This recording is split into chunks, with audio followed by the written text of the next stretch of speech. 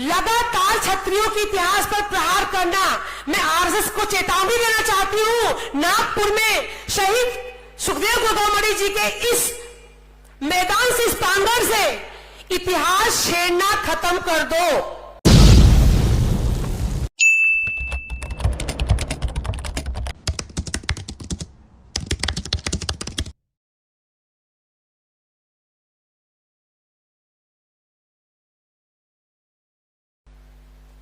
मैं अपना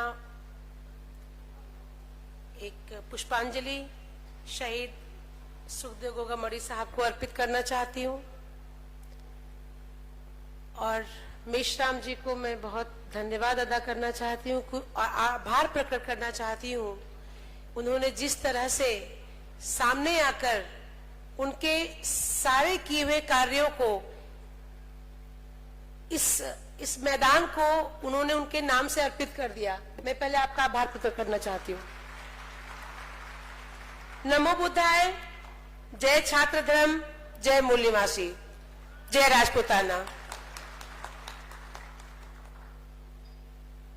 इस अवसर पर मैं शायद बहुत कम बोल पाऊंगी क्योंकि आज जो यहाँ पे आने के बाद एक एकता का परिचय जो हमें मिल रहा है और कई सारी कौम, कई सारे संगठन, भारत मुक्ति मोर्चा, मूल निवासी और बहुत सारे संगठन एकत्रित होके और इस मैदान से जो एक एकता का परिचय पूरे देश में फैला रहे हैं या जाएगा यहां से एक एकता का परिचय, वो एक बहुत बड़ी बात हो जाएगी। मेरे को विषय मिला है परशुराम जी के लिए बोलने के लिए, तो मैं इतना ही बोलूंगी कि जो इंसान, जो मानव एक गुस्से में आकर किसी का वध कर दे, पूरे कौम की पूरी नस्ल खत्म कर दे, वो एक कहानी होता है या एक सचमुच में कैरेक्टर होता है या एक आतंकवादी होता है या एक खलनायक होता है? आपसे क्वेश्चन है, आपका मंथन है।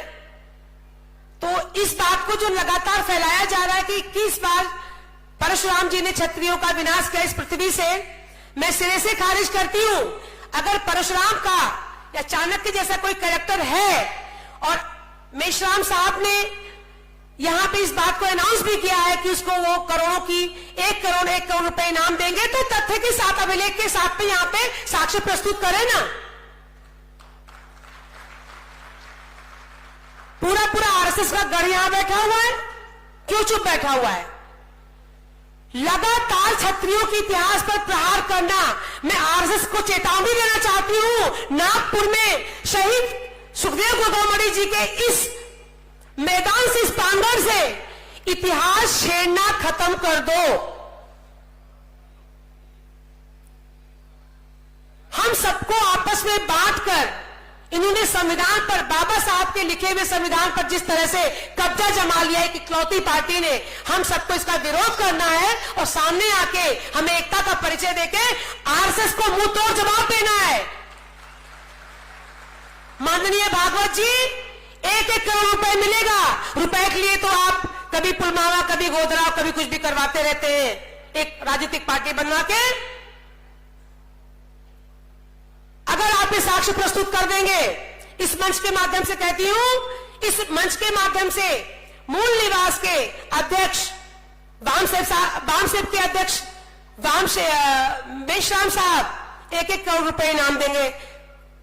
तो इसी के साथ में थोड़ा सा निशब्द हो रही हूं क्योंकि अभी सुखदेव दादा की बहुत याद आ रही है और वो होते तो आज कुछ अलग ही समय होता।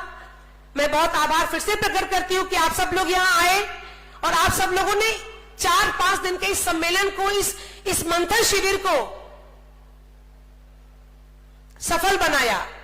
ऐसे ही एकता का परिचय देते रहेंगे तभी देशद्रोही संस्थाएं खत्म कर पाएंगी या उनका कोई निवारण हो पाएगा।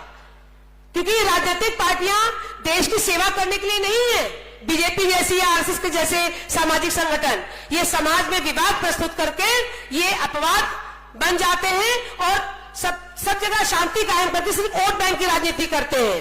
समाज की सरसता, समाज की समरसता, समाज का जो एक अभिन्न अंग हमारे हमारे जो मूल निवास है, जो हमारे बहुजन भाई हैं, इनको हिंदू के नाम पर अलग अलग अलग अलग अलग करे। हिंदू जैसी कोई व्यवस्था है ही नहीं।